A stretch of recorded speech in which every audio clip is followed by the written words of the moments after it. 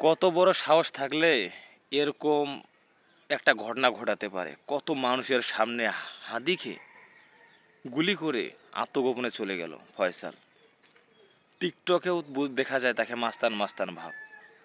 সে তার সাঙ্গপাঙ্গ নিয়ে হাদিকে গুলি করার পর আত্মগোপনে চলে গেছে। তাকে সাংবাদিকেরা অনেক খোঁজাখুঁজি করছে, তার ফ্ল্যাটে গেছে, ফ্ল্যাটে গিয়ে তার কোনো প্রমাণ পায়নি তাকে যে সে আসলে সেখানে আছে।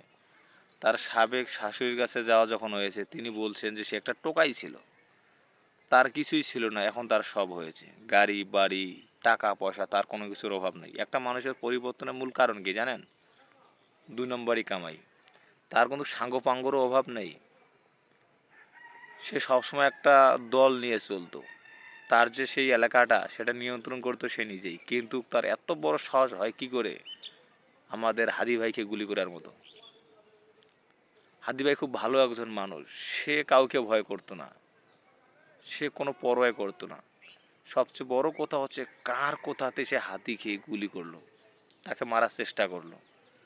আমরা আইনের আওতায় আনতে চাই তাকে খুব তাড়াতাড়ি। আরেকটা সংবাদ মাধ্যমে জানতে পাইলাম যে হাদি ইন্ডিয়া আত্মগোপনে চলে গেছে। সে কিভাবে বর্ডার ক্রস করলো, সে কিভাবে সে পার হলো? এই ফয়সাল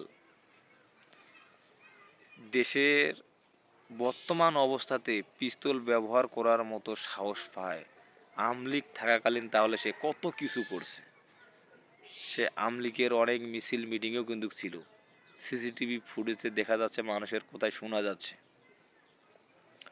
সে তার বোনের বাসায় তাকে গুলি করার পর আত্মগোপনে থাকে। তারপর সেখান থেকে সে আসলে এ পর্যন্ত এই প্রমাণটা পাওয়া যায় নাই যে সে ইন্ডিয়া চলে গেছে না বর্তমানেও সে বাংলাদেশে অবস্থানরত রয়েছে। কিন্তু আমাদের হাদি ভাইয়ের অবস্থা তো খুব গুরুতর। তার কিডনি দুটো কেবল চালু হয়েছে ডাক্তার জানিয়েছে, কিন্তু তার যে কানের উপরে সাইড দিয়ে মাথা ভেদ করে গুলি এই যে এক পাশ দিয়ে ঢুকে আরেক পাশ দিয়ে বাইর হয়ে গেছে। আমরা সবাই বেশি বেশি করে দোয়া করবো আল্লাহ যেন হাদি ভাইকে বাঁচিয়ে রাখে। তার মতো একজন ছেলে আমাদের দেশে দরকার। সে কাউকে ভয় করে না, সে ন্যায়ের কথা বলে। শুনছেন তো তার ভাষণগুলো? আমরা চাই না একটা মায়ের বুক আরো খালি হোক।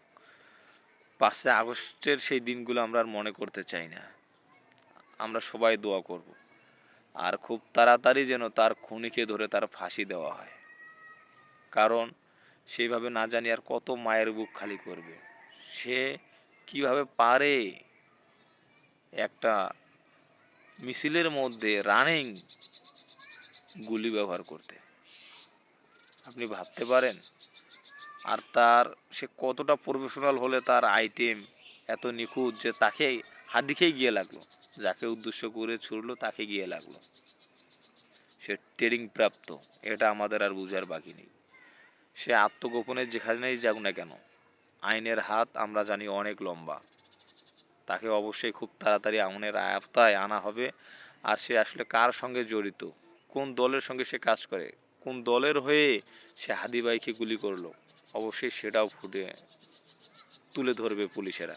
এটা যেহেতু দুদক নামছে, গোয়েন্দা নামছে, ডিবি পুলিশ নামছে, সিআইডি নামছে, সে আর পালাবে কোথায়? পালানোর কোনো জায়গা নেই। ধরা তাকে পড়তেই হবে, যদি দিল্লিতে সে তার মায়ের কোলে না যায়।